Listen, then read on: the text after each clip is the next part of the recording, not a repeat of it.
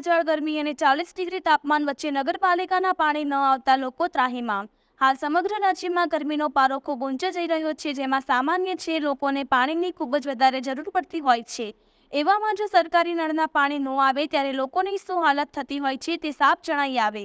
લોકોને ઉનાળાની ગરમીમાં પીવા માટે વધુમાં વધુ પાણીની જરૂર જણાય છે, ત્યારે રાજકોટ જિલ્લાના ઉપલેટા શહેરમાં ઘનશ્યામનગરના લોકો પીવાના પાણીથી વલખા મારી રહ્યા છે।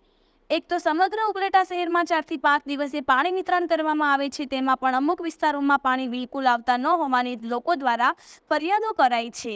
આથી પણ વધુ સ્થાનિક વિસ્તારના લોકો દ્વારા નગરપાલિકાને અનેક વખત પાણી ન આવવા બાબત રજૂઆતો કરાઈ છે અને સ્વખર્ચે પાણીની પાઇપલાઇનો પણ નખાવેલ છે।